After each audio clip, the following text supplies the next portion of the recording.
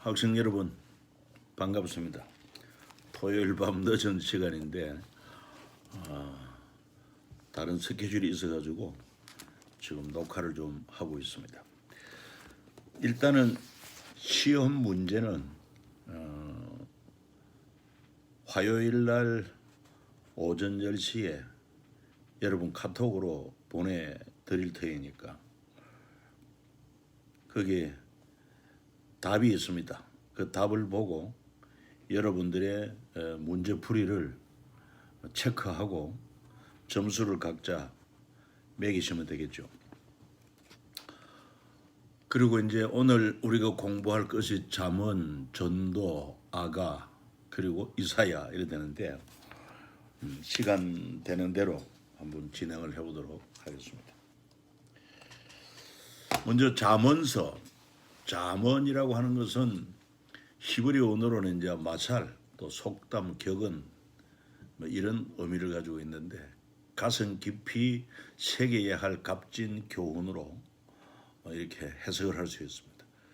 특히 잠언은 기록 목적이 이제 1장에 나오는 것처럼 지혜와 훈계를 알게 하며 명철의 말씀을 깨닫게 하며 지혜롭게, 의롭게, 공평하게, 정직하게 행할 일에 대하여 훈계를 받게 한다. 어리석은 자를 슬기롭게 한다. 젊은 자에게 지식과 건실함을 주기 위한 것이다.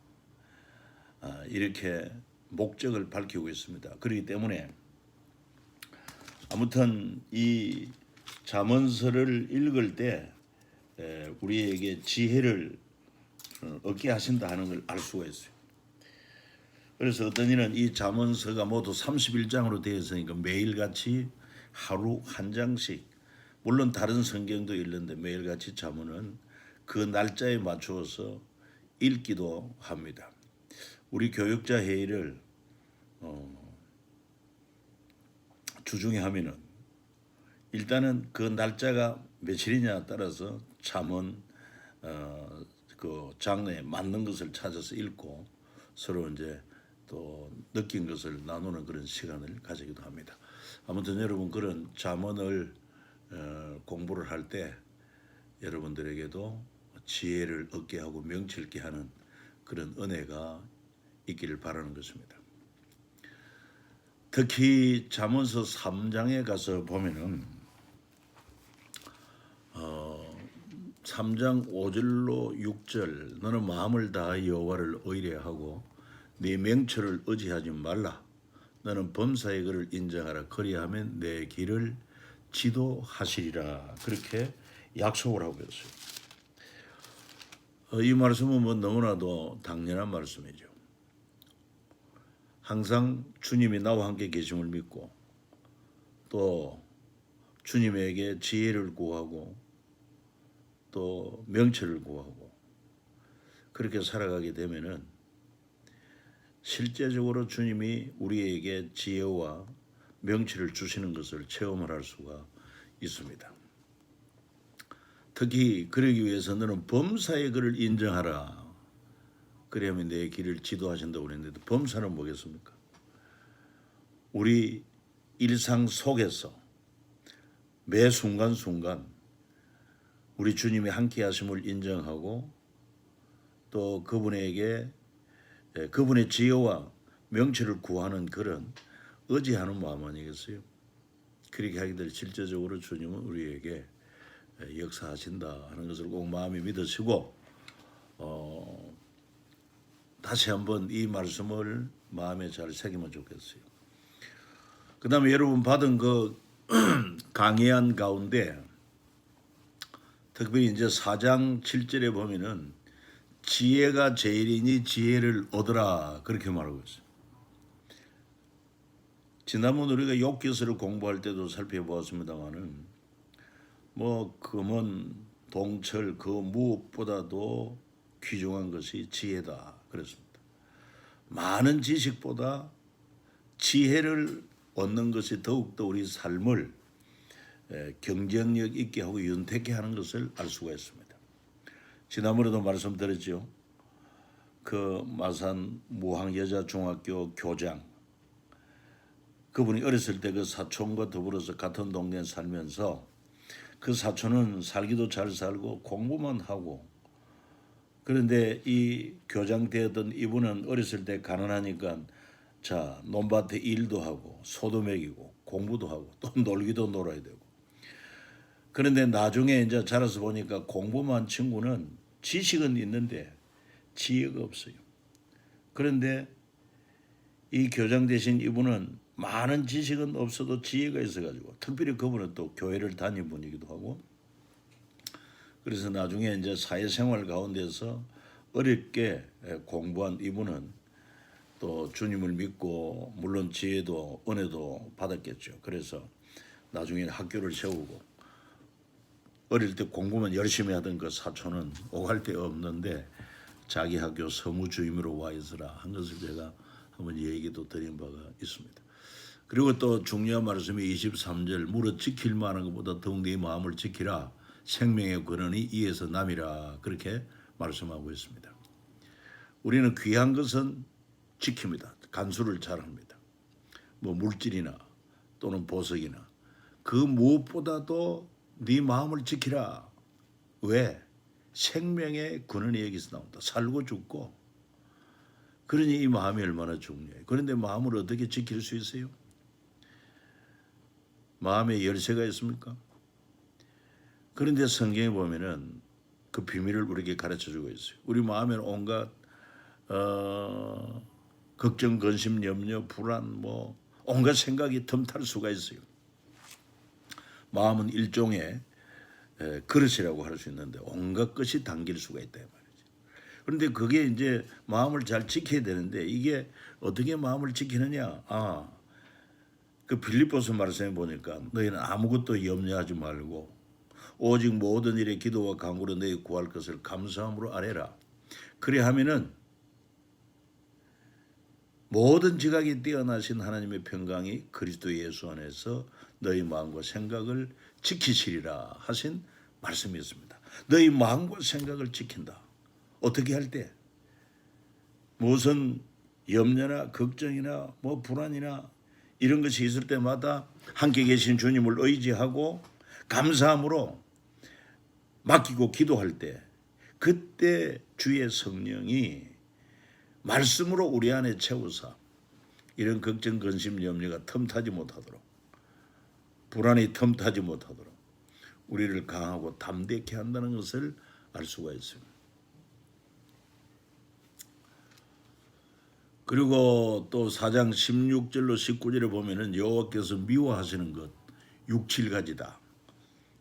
곧 교만한 눈, 거짓된 혀, 무죄한 자의 피를 흘리는 손,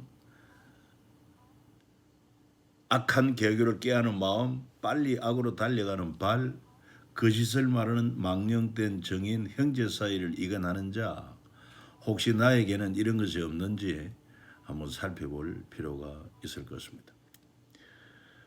역시 잠언서는 지혜를 많이 강조하고 있는데 잠언서 8장에 역시 지혜장이라고 부를 수 있습니다. 그래서 지혜의 가치. 그래서 11절에 보면은 대저 지혜는 진주보다 나음으로 원하는 모든 것을 이에 비교할 수 없음이니라 그랬어요. 그런데 이런 참 지혜, 진주보다 어떤 보석보다 더 귀한 이런 지혜를 어떻게 얻을 수가 있느냐? 그래서 9장 10절에 뭐라고 했어요? 여호와를 경외하는 것이 지혜의 근본이요 그로 가신 자를 아는 것이 명철이라, 그렇게 말하고 있습니다.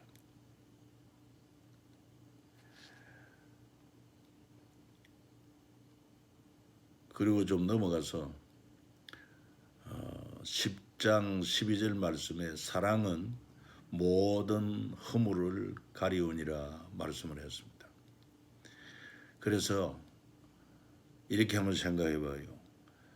내 눈에 자꾸 상대방의 허물이 자꾸 드러난다. 그렇다면은 문제는 그 사람의 문제라기보다는 내 마음의 사랑이 식어가고 있다는 증거다. 그래서 우리는 주님 앞에 우리의 심령을 솔직하게 자백하면서 주의 사랑으로 충만하기를 구해야 할 필요가 있지 않겠습니까? 그렇기 때문에 내가 이제 하나님의 사랑과 은혜가 임하고 또 내가 그 사랑으로 충만히 채워지면은 다른 사람의 허물이 보이고 또 그 허물 때문에 비방하거나 이런 것이 아니라 오히려 그를 불쌍히 여기고 또 위하여 기도해주는 이런 마음의 여유를 가질 수 있다 하는 것도 우리가 한번 좀 기억해 볼 필요가 있을 것 같습니다. 11장 24절은 흩어 구제하여도 더욱 부하게 되는 법이 일이 있나니 과도히 아껴도 가난하게 될 뿐이니라 그랬습니다. 하나님께서 원리가 그래요. 흩어서 구제하고 베풀고 나누어주기 좋아하는 자에게 하나님께서는 그런 자에게 은혜를 주시고 그런 자에게 또한 복을 주셔가지고 더욱더 그 삶을 통해서 하나님 앞에 영광을 돌릴 수 있도록 하나님이 역사하신다 하는 것을 알 수 있어요. 13장 24절 초다를 참아 못하는 자는 그 자식을 미워함이라 자식을 사랑하는 자는 건실히 징계한다 말씀하고 있습니다. 우리 자녀 교육에 있어서 좀 성경적으로 하나님 말씀에 합당하게 우리 자녀 교육을 한다고 하면은 요즘 자녀를 많이 놓지도 않지만 그래서 너무 자녀를 제대로 이렇게 꾸중하거나 책망하거나 또는 채찍질을 잘 못하지 않나. 그래서 아이들이 좀 버르장머리도 없고 그것 때문에 결국은 그 아이의 장래를 상당히 망치게 되는 이러한 경우를 생각해 보게 될 때 성경적으로 아이 잘못하면 뭐가 잘못되었는지 분명히 지적을 해주고 그래서 너는 잘못에 대한 대가로 좀 매를 맞아야겠다. 뭐 이것도 필요하죠. 감정적으로 해서는 안 되지만 냉철하게 잘못을 지적해주고 또 채찍하게 될 때 그때 그 미련함이 벗겨진다. 그렇게도 이야기하고 또 한 번 그게 인식이 되어가지고 다시는 그런 잘못을 반복하지 않기 때문에 참 필요한 일이다. 15장 1절에 유순한 대답은 분노를 쉬게 하여도 과격한 말은 노를 격동한다고 했어요. 우리 인간관계에서 실제적으로 많이 경험할 수 있는 일이라 생각을 합니다. 그래서 이게 뭐 저절로 됩니까? 그러니까 늘 성경을 많이 읽고 그리고는 또 그 말씀 붙들고 기도하고 이 성령의 지배를 받아야 그래서 그 성령께서 이 말씀으로 나를 통치를 해야 비로소 우리가 좀 자기를 죽이고 또 성령의 나타남을 경험을 할 수가 있다고 생각합니다. 33절 여호와를 경외하는 것은 지혜의 훈계라 겸손은 존귀한 앞잡이라 말하고 있습니다. 16장 1절 마음의 경영은 사람에게 있어도 말의 응답은 여호와께로 난다고 기록되어 있습니다. 그렇습니다. 사람이 자기의 그 어떤 뭐 계획을 가지고 또 노력을 하지만 근데 결과적으로 말의 응답은 여호와께로 말미암는다. 그래서 3절에는 무슨 말씀이 나옵니까? 너의 행사를 여호와께 맡기라. 그리하면 너의 격려하는 것이 이루리라. 이렇게 말하고 있어요. 그래서 저는 목회를 하면서 우리 성도들이 이제 개업을 할 때 이 3절 말씀을 자주 인용을 합니다. 네 사업을 하나님께 맡기라. 그리하면 너의 격려하는 것이 성공하게 된다. 그러니까 보십시오. 이 나의 이 사업을 하나님께 맡긴다.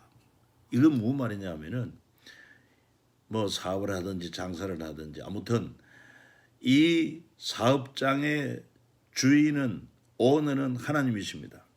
나는 오너 밑에 전무, 상무에 불과합니다. 뭐 직원이라고 해도 과언이 아니죠. 그러면은 우리 주님이 경영을 한다면은 경영 원칙이 있어요. 자, 시간 구별해서 주일은 지켜라. 물질은 구별해서 11조를 바쳐라. 이웃을 사랑하여 선을 행하라. 그러니까 이 자기가 운영하는 사업을 통해서 정말 이웃에게 유익을 줄 수 있는 그러한 마인드를 가지고, 그러한 믿음을 가지고 정말 우리 주님을 오늘로 모시고 그 경영 원칙을 따라서 이렇게 사업을 하면은 경영하는 것이 이루어진다. 언젠가 이랜드 그룹 박성수 회장님의 그 한번 생생한 간증을 들은 바가 있는데, 그분의 그 기업을 이랜드를 설립할 때 분명한 목적을 가지고 있었습니다. 뭐냐 하면은 정말 하나님 말씀대로 한번 경영을 해보자. 그때 어떻게 하나님이 역사하는지 경험을 하자. 그래서 이 사업을 하는 것도 하나님의 영광을 위해서, 또 사업의 경영 원칙도 하나님의 말씀대로 하기로 결심을 하고 그렇게 시작을 했는데, 그러나 정작 경영 현장에서 해보니까 다른 기업들하고 게임이 안 된다고 하는 것입니다. 다른 기업들은 뭐 적당하게 좀 어느 정도 좀 융통성 있게 이렇게 하는데, 이랜드 기업 회장 박성수 회장은 철저하게 하려고 하다 보니까 마치 경기함에 있어서, 경주함에 있어서 다른 사람은 마음 놓고 달려가는데 자기는 꼭 2인 삼각, 여러분 게임 있지 않습니까? 그거 하듯이 너무 경쟁에 뒤처지는 것 같아요. 그렇지만 이 고비를 넘기자. 끝까지 하나님은 살아계시고 하나님 말씀은 진리니까 그걸 입증할 수 있는 기회를 만들자. 그래가지고 철저하게 세금 내고 뭐 이중장부 만들지 않고 정직하게 했어요. 그러다가 IMF를 맞습니다. IMF를 만났을 때 이 이랜드 박성수 회장 사업장과 거래했던 외국 업체들이 이 이랜드 그룹의 그 신실함, 정직함, 그 철학, 기업 철학을 아주 좋게 본 그 해외에 있는 기업들이 이랜드에다가 발주를 많이 해가지고 그 어려울 때, 기업들이 막 부도날 때 오히려 이랜드 그룹은 폭발적으로 성장하는 기회가 되었다. 역시 하나님은 살아계시고 하나님 말씀대로 경영할 때 너의 경영하는 것이 이루리라, 하나님께서 이루어 주시는 것을 경험하게 되었다. 이 얘기하는 걸 한번 들은 바가 있습니다. 그리고 9절에도 사람이 마음으로 자기의 길을 계획할지라도 그 걸음을 인도하시는 여호와 신이라. 옳습니다. 그러니까 내가 계획하고 생각한 게 있어도 실제로 내 그런 걸음을 인도하시는 분은 하나님이시단 말이에요. 그러니까 정말 갈등 없는 삶, 방황하지 않는 삶을 살려고 하면은 철저하게 하나님을 나의 목자로 인정을 하고, 하나님 말씀이야말로 내 가는 길이 비치고 등이 된다는 확신을 하고 그렇게 살아가야 정말 하나님과 동행하는 삶이 될 수 있고, 방황하지 않는 삶, 정말 선한 목자 되신 주님이 인도하는 좋은 길, 의의 길로 갈 수가 있다 하는 것입니다. 33절도 마찬가지 아니겠어요? 사람이 제비를 뽑으나 이를 작정하기는 여호와께 달려 있다. 요나 사건이 그렇죠. 그러니까 제비는 우리가 뽑지만 그러나 그 모든 일의 작정은 하나님께 있다고 하는 사실. 그래서 우리 교단 총회를 할 때 제비 뽑기를 했습니다. 이제 제비 뽑기만 하다 보니까 일선 정치 현장에서는 너무 이제 경험 없는 사람이 제비 뽑기에 당첨이 돼가지고 오히려 리더십 없는 사람이 문제를 일으킨다. 이러한 이 얘기들이 있었어요. 그래서 지금은 제비 뽑기하고 직선하고 이렇게 절충을 하는데, 첫 번째는 제비 뽑기를 해가지고 최종 2인이 나왔을 때는 이제 제비 뽑기 하는 걸로. 뭐 그것도 우리가 한번 생각해 볼 일이지 않나 생각합니다. 자, 기억할 말씀이지요. 18장 12절. 사람의 교만은 멸망의 선봉이고 겸손은 종기의 앞잡이다. 뭐 겸손해가지고 손해 볼 일은 전혀 없다는 것입니다. 또 22장 4절 겸손과 여호와를 경외함의 보응은 재물과 영광과 생명이다 말하고 있습니다. 그리고 6절에 어떤 말씀이 나옵니까? 마땅히 행할 길을 아이에게 가르치라. 그리하면 늙어도 그것을 떠나지 아니하리라. 그래서 주로 이제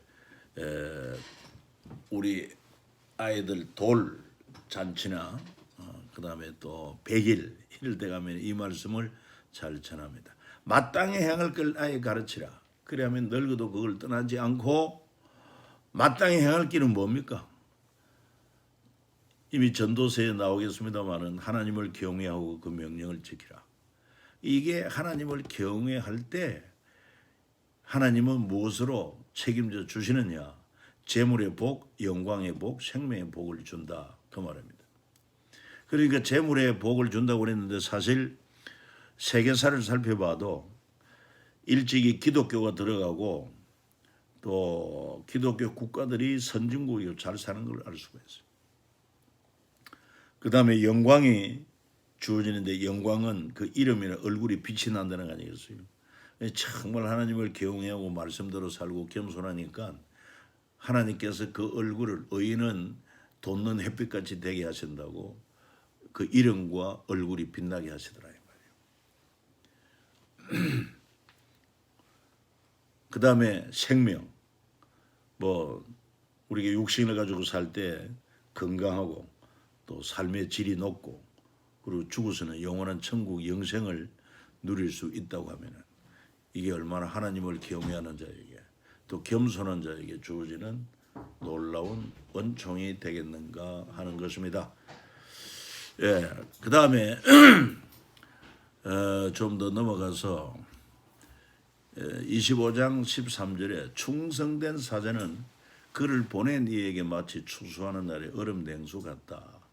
우리 이제 특별히 하나님의 사람으로 또 교회에서 우리가 교육자로 부름받아서 일을 할 때 정말 주님 앞에 먼저 충성하고 그 다음에 또 우리 교회에서도 이제 리더가 있지 않겠어요? 담임 목사님이었으면은 정말 자기 일에 충성하는 사람. 그래서 주인의 마음을 시원케 할 수 있는 이런 사람은요 반드시 앞길이 잘 열리게 되어 있습니다. 27장 1절입니다. 너는 내일 일을 자랑하지 말라. 하루 동안에 무슨 일이 날는지 네가 알 수 없음이니라 말하고 있습니다. 실로 그렇습니다. 우리 교회 말이죠. 인테리어 하는 집사님이 계시는데 이분이 3층 지붕 공사를 하다가 원래는 그 뭡니까 그 고가 사다리 작업차가 오기로 했는데 오다가 뭐 고장이 났다나 이래가지고 못 오게 됐다는 겁니다. 그래서 좀 위험해도 자기가 하면 되겠다 이래가지고 올라가 작업하다가 진짜 실족을 해가지고 3층에서 떨어졌어요. 그래가지고 그냥 얼굴 뼈가 나가고 또 가슴 뼈가 부러지고 다리가 부러지고 이래가지고 뭐 죽는 줄 알았어요. 그런데 다행히 뭐 뼈 부러지고 한 거는 좀 이렇게 다시 맞추기도 하고 또 볼트로 고정도 시키고 이래가지고 지금은 뭐 외관사로는 멀쩡해졌는데 그러니 사람이 한치 앞을 알 수 없는 게 인간이 되면 이게 우리의 한계인 줄 알고 겸손해야 할 필요가 있어요. 정말 그렇지 않습니까? 그래서 너는 내일 일을 자랑하지 말라. 하루 동안 무슨 일이 일어날는지 네가 알 수 없음이니라 했은즉 우리가 늘 하나님을 의지하고 또 겸손하게 사는 것, 주님을 의지하고 물어가면서 주님의 인도를 받는 삶이 전적으로 필요하다.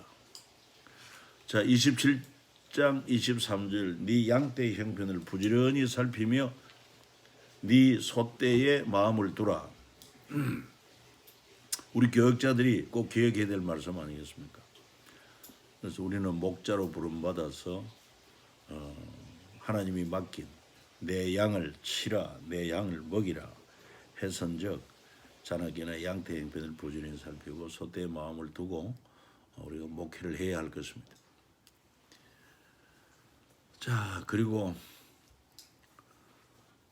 이제 뭐 전도서로 넘어갑니다. 시간이 많이 가고 있네요. 전도서는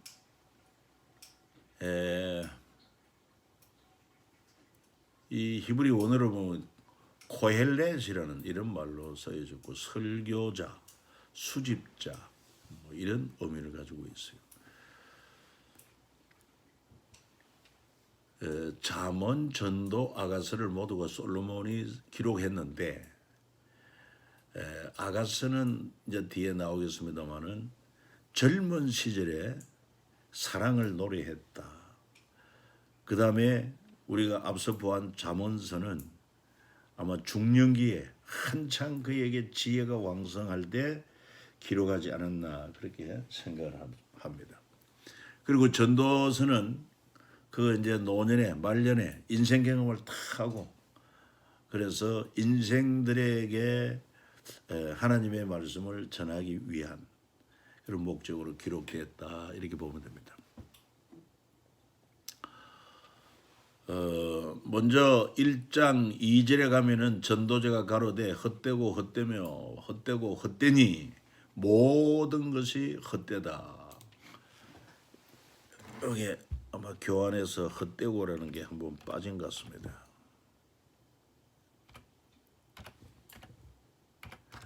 아무튼 한 절에 헛되다는 말이 자그마치 몇 번 나와요. 5번 반복해서 나오는 걸 볼 수가 있습니다. 아니 솔로몬 같으면은 여러분 어떤 인물입니까? 지혜로서 또 그가 누린 부귀영화 뭐 솔로몬 앞서갈 사람이 없다고 할 정도인데 그런데 어찌하여 그는 말년에 헛되고 헛되며 헛되고 헛되니 다 헛되다. 그 뭘 의미하느냐면은 바로 하나님 없는 이 세상이 주는 것만 가지고는 헛될 수밖에 없다고 하는 것을 우리에게 보여주고 있습니다. 우리 인간들은 주로 그렇습니다. 뭐 일단은 재물이 많으면 행복하겠지. 또 뭐 명예나 또는 권세가 있으면 행복하겠지. 또는 많은 지식이 있으면 행복하겠지.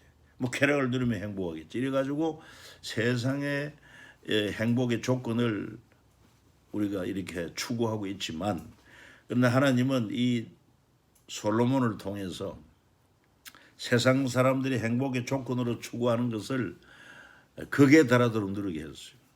그리고는 너 그렇게 누려보니까 어떠냐? 만족이 있더냐? 거기에 대한 대답이 바로 헛되고 헛되며 헛되고 헛되니 다 헛되도다. 왜 그럴까요? 이유가 있습니다. 우리 인간은 하나님의 형상으로 지음받았어요. 그런데 하나님을 잃어버린 그 자리에 세상에 있는 온갖 것으로 다 채워도 채워질 수가 없어요. 그러니까 하나님 없이 세상의 재물이나 또 명예나 권세나 뭐 지식이나 쾌락이나 이런 것들로 결코 만족할 수 없는 존재가 인간이다. 인간은 하나님의 형상대로 지음받은 만물의 영장이기 때문에 우리는 하나님 안에서만 만족할 수 있지 하나님을 떠나서는 결코 만족할 수가 없다고 하는 사실인 것입니다. 그래서 참 전도서가 어떻게 보면은 우리에게 뭐 해의를 심어주는 것 같지만은 나중에 결론이 나오잖아요. 1장에서는 헛되다 그래놓고 그 헛된 이유를 밝히고는 마지막 결론이 뭡니까? 하나님을 경외하고 그 명령을 지키라. 이게 사람의 본분이다. 이제 그럴 때 하나님 안에서 참 만족을 누릴 수가 있다는 것이죠. 그리고 이제 3장으로 가서 보면은 천하의 범사가 기한이 있고 모든 목적이 이룰 때가 있다 그랬습니다. 그리고 11절에 가서 보면 하나님이 모든 것을 지으시되 때를 따라 아름답게 하셨다 그렇습니다. 그렇죠. 하나님께서 이 천지 만물 다 창조했습니다. 하나님 보시기에 좋았더라 그렇게 말씀하고 있습니다. 그러면서 특별히 때를 따라 아름답게 하셨다. 여러분 지금 철이 어느 철입니까? 가을 아닙니까? 가을에 여러분 무엇이 아름답습니까? 무엇보다도 이 자연 경관이 참 좋아요. 하늘은 높고 푸르고, 그리고는 또한 이 산의 그 단풍이 또 얼마나 아름다운지. 그리고 무엇보다도 들판에는 오곡백과가 물어익어가니 참으로 풍요롭고 아름답고 날씨 좋고, 하나님께서 이렇게 아름다운 계절을 우리에게 주셨어요. 그러니까 이런 하나님이 우리에게 주신 선물인 줄 알고 우리는 감사하면서 그걸 누릴 줄 아는 사람이 좀 지혜로운 사람이 아닌가 생각을 합니다. 여러분 인생을 살아가면서 이런 긍정적인 마인드를 가질 필요가 있고, 그래서 3장 12절에는 또 어떤 말씀이 이어지느냐 하면은 사람들이 사는 동안에 기뻐하고 선을 행하는 것보다 더 나은 것이 없는 줄을 알았다고 말하고 있어요. 뭐 많은 것을 소유해서 뭐 또 세상 권세 권력을 가졌다고 명예를 가졌다고 해서 행복한 게 아니라 이 하나님의 은혜를 알고 주신 것을 누릴 줄 알고, 그래서 사는 동안에 아무튼 막 감사하며 기뻐하고 선을 행하며 살 때 그게 진짜 값진 삶이다. 만족한 삶이다. 그 13절도 나오네요. 사람마다 먹고 마시는 것과 수고함으로 낙을 누리는 그것이 하나님의 선물인 줄 또한 내가 알았다. 그렇지 않습니까? 16절에 성경에 나옵니다. 내가 해 아래서 또 보건대 재판하는 곳에 악이 있고 공의를 행하는 곳에서도 악이 있다. 지금 현재 우리가 이런 사법의 현실을 보고 있지 않습니까? 옛날부터 말이 있어요. 유전 무죄, 무전 유죄. 이 세상은 그래요. 완전할 수가 없어요. 그러나 하나님 앞에는 그럴 수가 없을 것입니다. 그 다음에 20절에 보니까 다 흙으로 말미암았으므로 다 흙으로 돌아가느니 다 한 곳으로 가거니와, 뭐 사람이나 동물이나 마찬가지지만 한 가지 차이가 뭡니까? 인생들의 혼은 위로 올라가고 짐승의 혼은 아래고 땅으로 내려가는 줄을 누가 알랴, 이 진리인 것입니다. 그래서 사실 짐승은 뭐 혼이 그냥 소멸되는 거예요. 그러나 인생들은 그 혼이 주신 하나님께로 돌아가는데, 이제 하나님 앞에 죄 없이 이롭다함을 얻은 자는 하나님의 나라 천국에 들어가 영생을 누리지만, 하나님 앞에 죄 있는 자는 그 죄로 말미암아 심판을 받아 영원한 지옥 형벌에 떨어질 수밖에 없다 하는 것입니다. 그러니까 이런 점을 우리가 기억하고 이 땅에 사는 동안에 우리가 예수 믿고 사는 것이 얼마나 복이 있으며, 또 예수 믿고 내가 구원 얻었다고 하면은 구원 얻은 것으로 만족할 것이 아니라 아직도 구원받지 못한 우리 가족, 그다음 우리 이웃들을 위해서 우리가 열심히 전도할 필요가 있다는 사실입니다. 그 다음에 이제 4장에 또 보면은 연합, 협력, 이것이 중요하다. 9절에 보면 두 사람이 한 사람보다 나으면 저희가 수고함으로 좋은 상을 얻는다고 말하고 있습니다. 또 한 사람이면 패하겠거니와 두 사람이면 능히 당하나니 삼겹줄은 쉽게 끊어지지 않는다. 그렇죠. 그래서 독불 장군이 없어요. 지혜로운 아버지가 삼형제를 불러서 유언을 남기는 것입니다. 내가 재산은 너희들에게 골고루 나눠주지만 앞으로 너희들이 이 험한 세상에 정말 승리하려고 하면은 형제가 연합해야 한다. 그러면서 이제 교훈을 심어주기 위해서 뭐 징기스칸의 얘기로도 있습니다. 각자 화살 하나씩 주면서 너희 힘으로 부러뜨려 보라. 우리 쉽게 부러뜨려지죠. 그 다음에는 이제 화살 3개를 모아가지고 각자가 부러뜨려 보라. 부러집니까? 안 부러지죠. 바로 이거다. 너희들 각자는 패할 수밖에 없지만 너희 삼형제가 연합하면은 너희들은 어떤 일에도 승리할 수가 있다. 우리도 한번 좀 깊이 생각해볼 문제고 성경에 나오는 교훈인 것입니다. 5장에 가서 보면 5장 7절에 서운하고 갚지 않는 것보다 서운하지 않는 것이 낫다. 그러니까 서운은 하나님 앞에 서운한 것이기 때문에 해로울지라도 지키라 그렇게 말씀하고 있어요.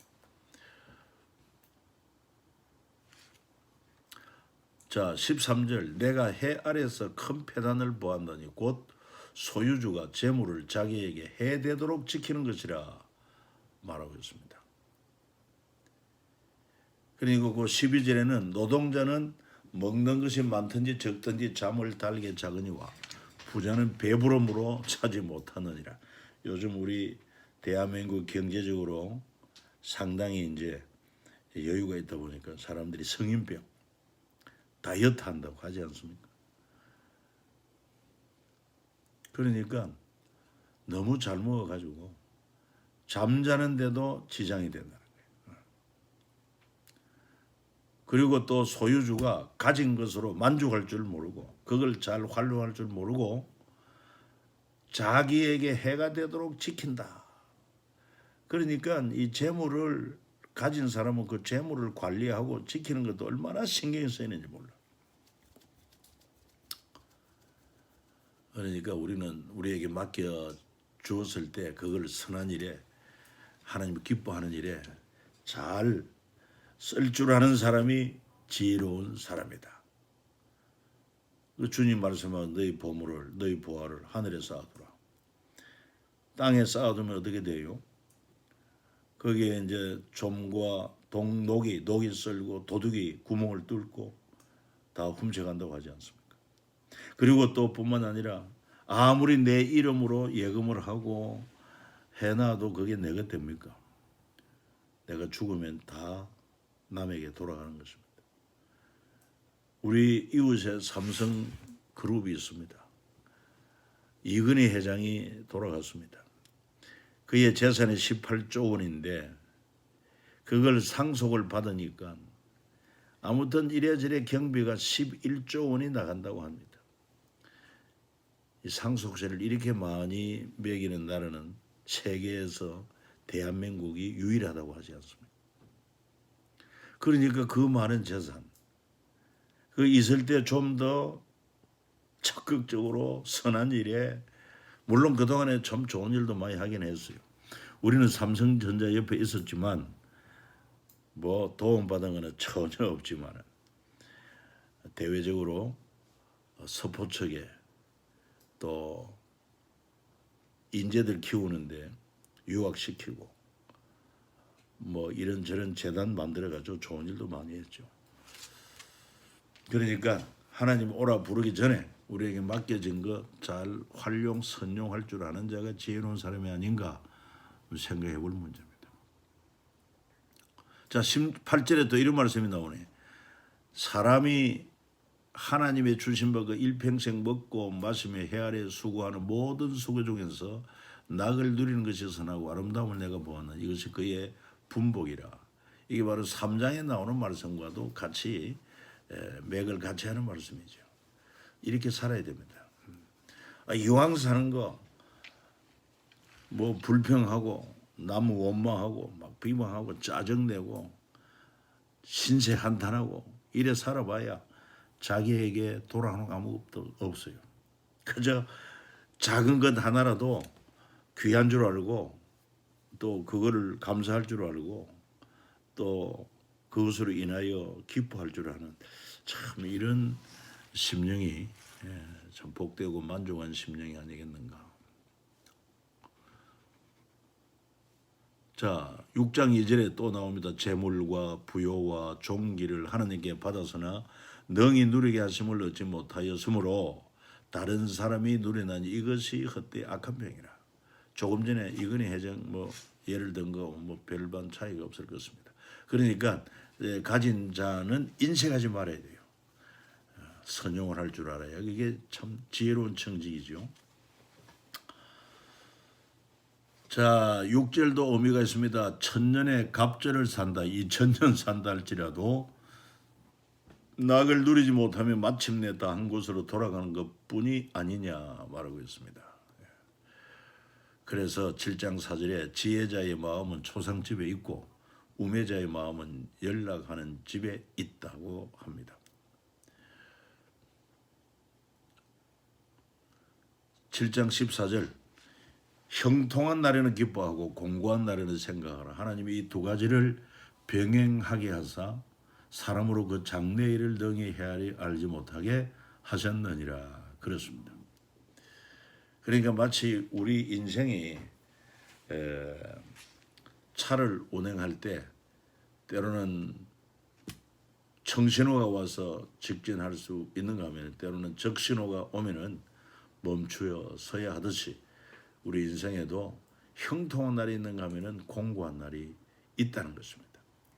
그래서 형통할 때는 기뻐하고 감사하고 또 곤란하고 고통스러운 날에는 그 원인도 생각하고 인생도 좀 생각하면서 인생의 깊이를 넓이를 이렇게 좀 더 확장하는 그런 기회로 삼는 것도 필요하다.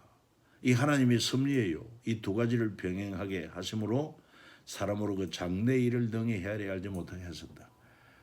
장래일을 모르니까 어떻게 해야 됩니까? 겸손해야죠. 하나님을 의지해야죠.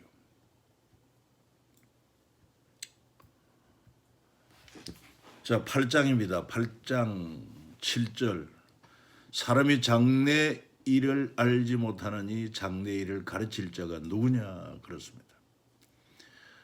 이거 우리 마음에 깊이 새겨야 될 말씀이 아닌가 생각을 해요. 저나 여러분이나 자기 장래에 대해서 정확하게 말할 수가 있습니까? 알 수가 없어요. 이게 하나님의 섭리예요. 마찬가지로 자기 인생의 종말도 알 수가 없고 이 세상 종말도 인간이 알 수가 없어요. 예수님이 말씀하시기를 그 날은 천사도 모르고 아들 된 나도 모르고 오직 아버지만 아신다고 하지 않습니까? 그렇기 때문에 우리 한계를 알고 우리 생사복을 주장하고 우리 인생을 작정한 하나님을 우리가 신뢰하고 의지하고 믿음으로 사는 것이 중요하다 이 말입니다. 그런데 가끔 안 믿는 사람 중에는 장래 일을 말해주는 사람 누가 있습니까? 점치는 사람, 역술인들, 그거 다 미혹되는 것입니다. 또 우리 크리스찬들도 보면은 예언 기도해 준다. 거기에 우리 현혹되지 말아야 돼요. 성경에 보십시오. 사람의 장래를 알지 못하고 장래일을 가르칠 자가 없다고 하나님밖에 없어요. 그런데 나는 여러분들에게 한 가지 분명한 예언은 할 수 있습니다. 그 성경에 나오는 예언입니다. 그게 뭘까요? 우리는 한 번은 죽는다. 그래도 우리는 천국 간다. 확실하고. 그 다음에 우리 남은 인생을 살아갈 때 나는 확신합니다. 하나님께서 내 남은 날은 내 가는 길은 평탄하고 또 형통하고 선하고 복된 인생길로 작정된 줄로 나는 믿습니다. 이렇게 고백합니다. 조건이 있어요. 어떨 때 그런 평탄하고 형통한 복된 인생길이 보장이 되느냐? 여호수아 1장에 말씀하지 않았어요. 이 율법책을 네 입에서 떠나지 말게 하고 주야로 묵상하고 그 가운데 기록한 대로 다 지켜 행하라. 그리하면 네가 어디로 가든지 네 가는 길이 평탄하고 형통하리라. 주님이 약속했기 때문에 그 확실한 예언을 할 수가 있어요. 이런 것은 괜찮지만은 점쟁이처럼 그렇게 장래일을 얘기하는 사람은 다 거짓이다. 믿지 말아야 된다.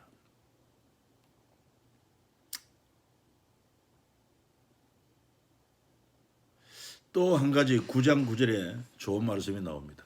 하나님이 해 아래 내게 주신 모든 헛된 날에 사랑하는 아내와 함께 즐겁게 살아라. 이는 네가 일평생에 네 해 아래에서 수고하고 얻은 분복이니라 그랬어요.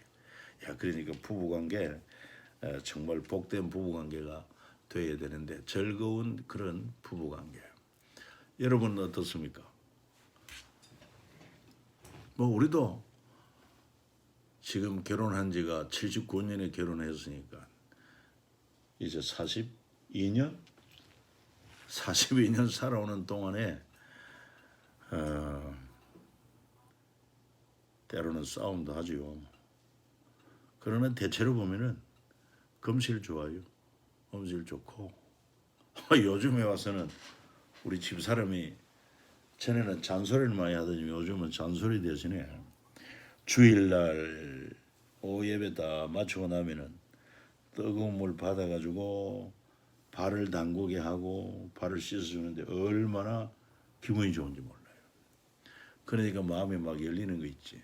마음이 열리면은 주머니도 열리고 지갑도 열리는 거. 참 지혜롭다고 생각하고 나는 또 복이 있다고 생각합니다. 지금 우리 집사람이 옆에서 듣고 있는데 감사해요. 아무튼 11장 1절입니다. 너는 내 식물을 물 위에 던지라. 여러 날 후에 도로 찾으리라 말하고 있습니다. 이 진리지요.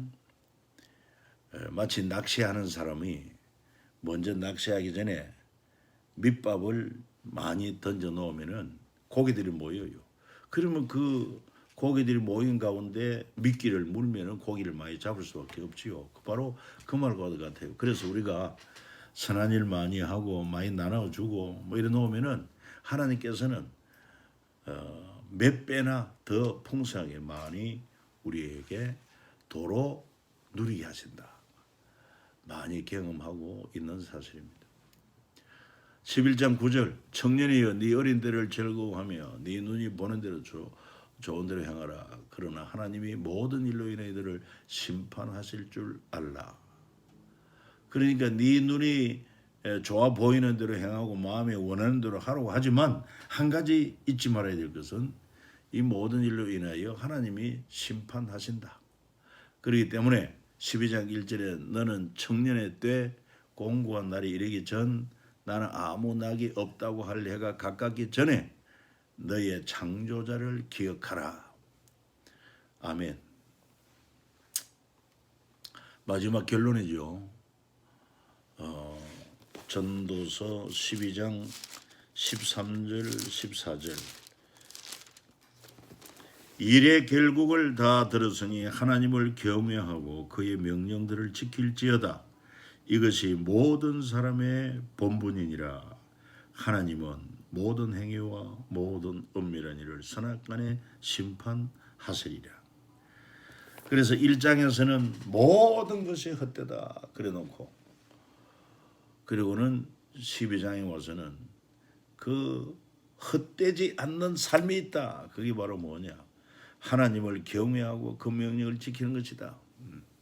우리가 꼭 기억하고 끝까지 붙들어야 될 말씀이라고 생각합니다. 자, 이제 아가서로 넘어갑니다. 아가서가 이제 솔로몬의 젊은 시절에 지은 그런 내용인데 Song of Song 이렇게 영어로 표현하고 있습니다. 노래 중에 노래라. 그런데 솔로몬이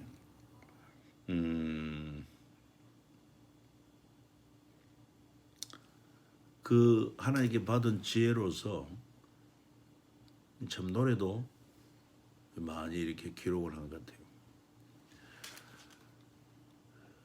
특히 아가서는 내용이 보면은 너무 노골적인 그런 성의 표현 이것 때문에 한때 유대인들은 성인식 하기 전에는 아가서를 읽지 못하게 했다. 이런 말씀도 있고 또 정경 66권에 포함할 때에도 야 이런 내용이 성경에 들어가도 합당한가 이런 것 때문에 논란도 많을 만큼 그런 아주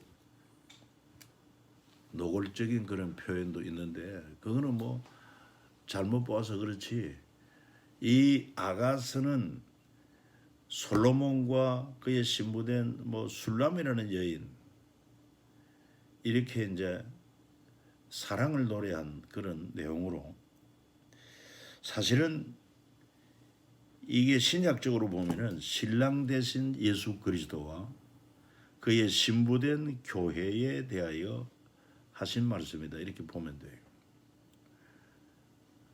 그러니까 솔로몬은 왕입니다. 왕이고 그가 사랑한 술람이 여인은 시골 처녀와 같아요. 뭐 딱히 뛰어난 건 없어요. 얼굴도 검다고 했어요. 그런데 이 아가서 6장에 가서 보면은 아가서 4장에 가서 보면은 그 솔로몬의 눈에 이 술라미를 뭐라고 표현하느냐? 내 사랑, 너는 어여쁘고도 어여쁘다. 네 눈은 비둘기 같고 네 머리털은 길르앗산 기슭에 누운 무리 염소 같고 네 이는 참 우유에 씻은 그런 깨끗한 것 같고 뭐 이렇게 그냥 그 아름다움을 다양하게 이렇게 묘사를 하고 있어요. 그런데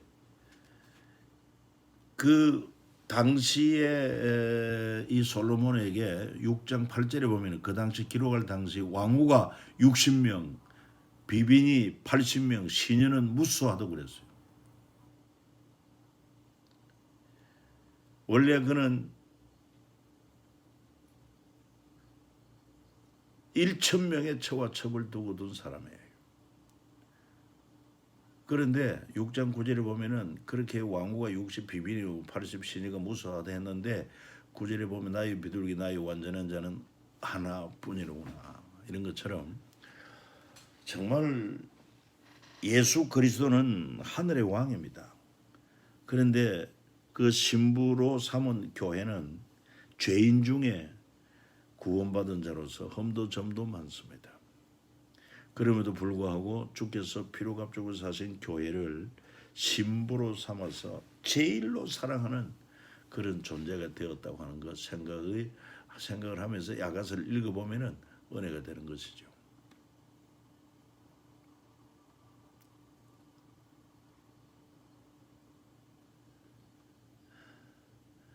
(8장 6절에) 보면은 너는 나를 인같이 마음에 품고 도장같이 바래더라. 사랑은 조금같이 강하고 투기는 음부같이 잔혹하며 불같이 일어나니 그 기세가 여호와의 불과 같으니라. 이 사랑은 많은 불이 꺼치지 못하게 공수라도 엄물하지 못하나니 사람이 그 온 가산을 다 주고 사랑과 바꾸려 할지라도 오히려 멸시를 받으리라.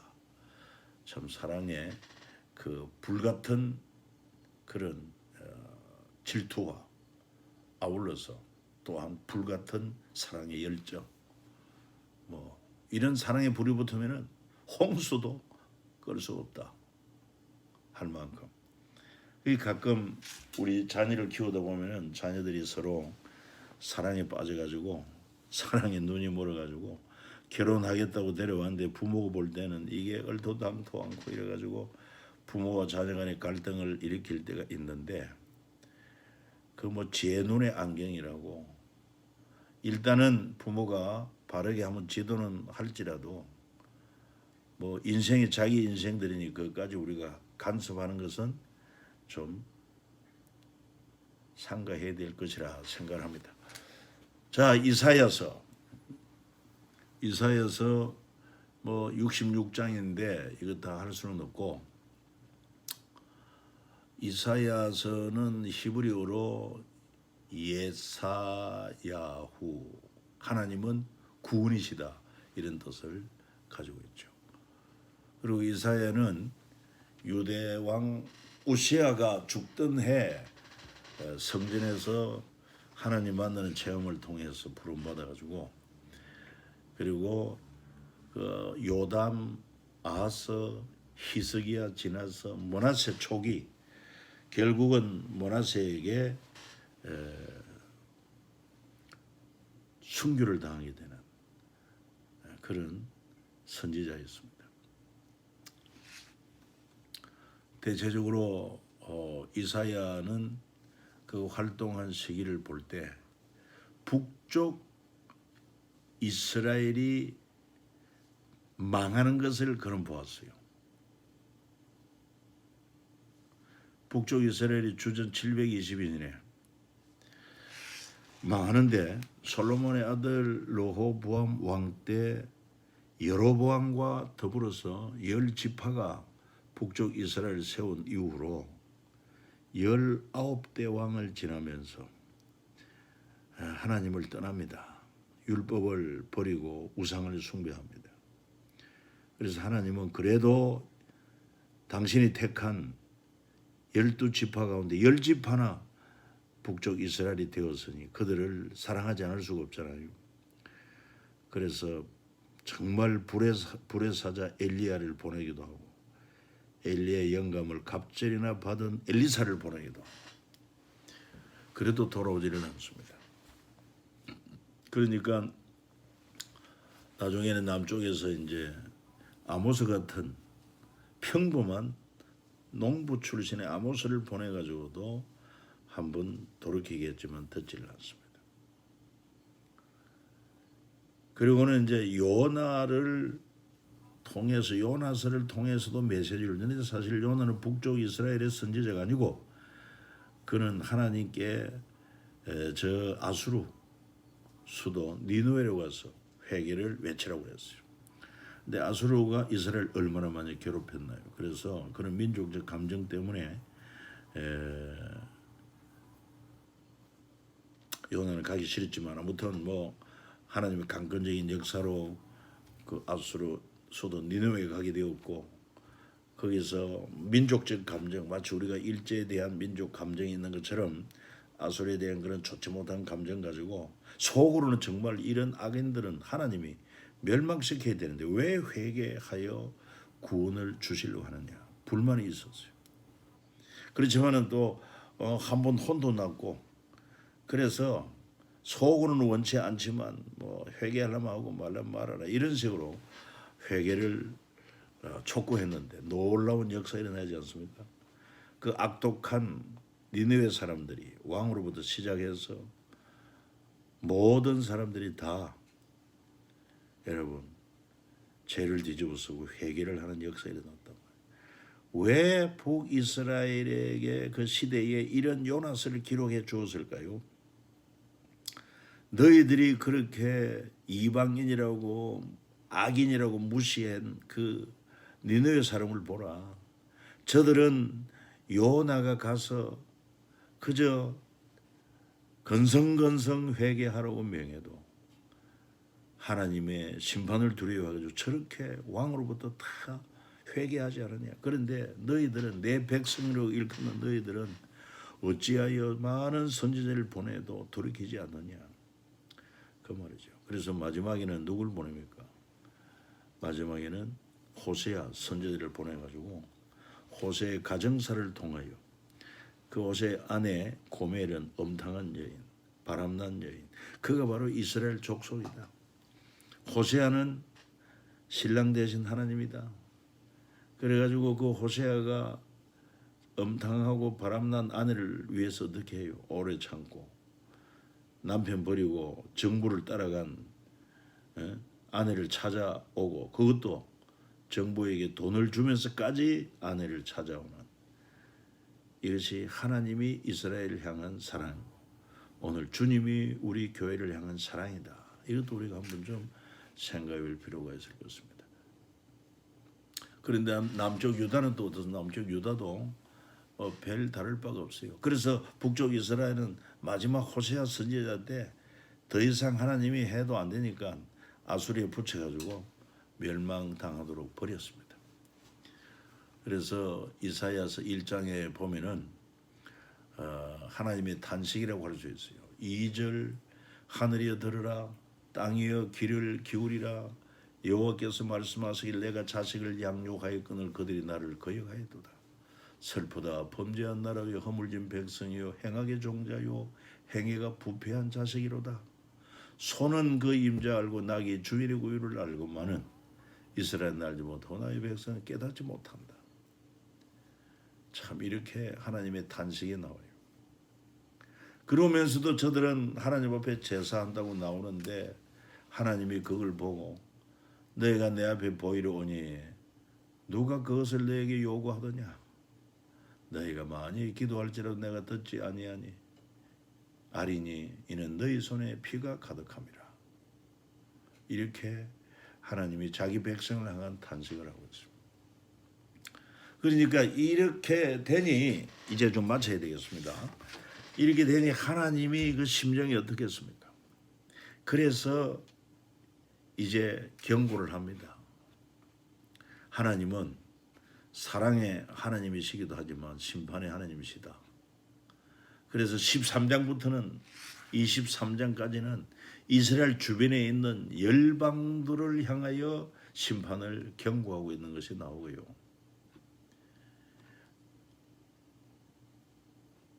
특별히 그 가운데 보면 이제 14장에 이 바벨론에 대해서 하나님의 심판을 경고합니다. 바벨론을 향하여 바벨론 왕을 향하여 뭐라고 노래를 지어 부르겠습니까? 14장 12, 13절에 보면 아침의 아들 뭐라고? 계명성이요. 바벨론을 말하는 것입니다. 사실은 아침의 아들 계명성이라 루시퍼 사탄을 말하죠. 사탄이 그 교만하여 하나님의 대적한 것처럼 이 바벨론도 사실은 교만하여 하나님의 대적하는 자로 하나님이 심판한다는 것입니다.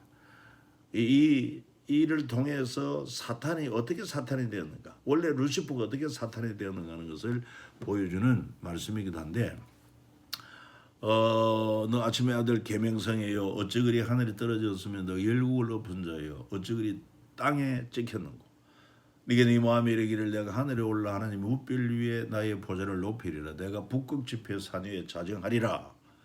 이렇게 하나님을 대적하고 하나님처럼 높아지려고 하다 결국 그 함께 하나님 앞에 대적하던 천사 3분의 1 타락한 자, 타락한 천사, 이게 바로 이 악한 영 귀신, 소위 말하는 귀신의 정체가 된 거죠. 그래서 이런 열방에 대한 심판을 쭉 이야기하고 있습니다. 23장까지. 그리고는 이 우리가 잘 아는 것처럼 이사야서가 모두 66장인데 전반부 39장까지는 마치 구약 39권처럼 그런 분위기를 많이 좀 내포하고 있고, 그 다음에 이제 40장부터는 마지막 66장까지 그러니까 신약에 해당되는 27권에 해당되는 내용처럼 하나님의 위로, 그리고 이제 회복, 마침내 이 남쪽 유다도 북쪽 이스라엘처럼 하나님을 떠나고 우상 숭배하고 율법을 범한 것 때문에 바벨론의 포로로 잡혀간다. 그러나 바벨론의 포로로 잡혀가지만 영 버린 것이 아니고 거기서 하나님이 저들을 징계하고 연단한 후에, 그리고는 이사야 44장 45장에 보면은 고레스라는 이름이 나와. 이 고레스를 하나님의 종으로 삼아서 그 고레스가 메대 파사의 지도자 아닙니까? 통치자 아닙니까?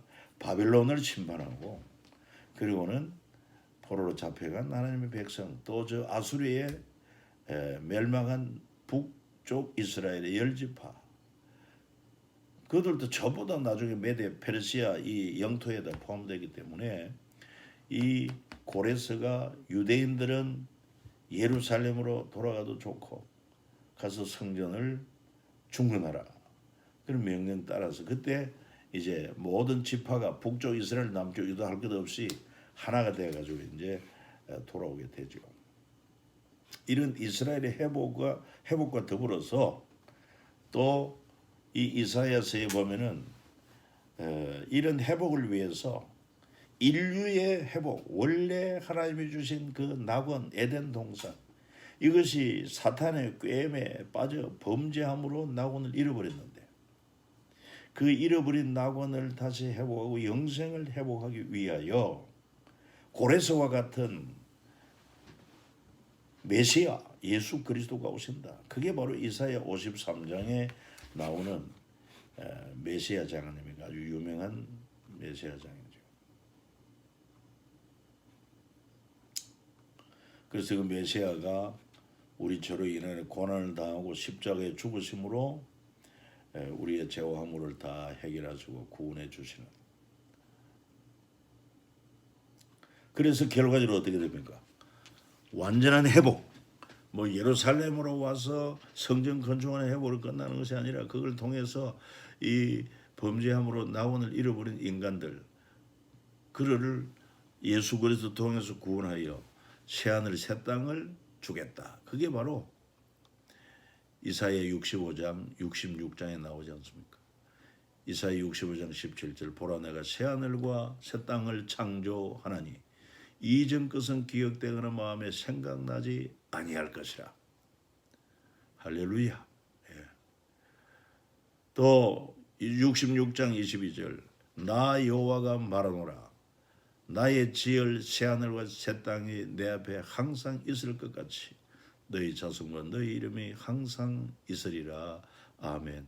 저의 이름이나 여러분 이름이 바로 우리 주님 앞에 생명책에 기록된 줄 알고 우리는 잠시 잠깐 이 땅에 사는 것으로 끝나지 아니하고 그래서 참 신실한 청직이 되어가지고 우리 주님의 마음을 지원하고 주의 영광을 위해 살면은 멀지 않은 날 예수 그리스도 공로로 인해서 회복된 낙원에 들어가서 이 땅에서 주를 위하여 복음을 위하여 수고하고 헌신한 것 따라서 영원한 영광으로 영원한 상급으로 영원한 보화로 이 누릴 복된 자인 줄 알고 더욱 하나님 사랑하고 말씀 사랑하는 우리 학생 여러분 되기를 바랍니다.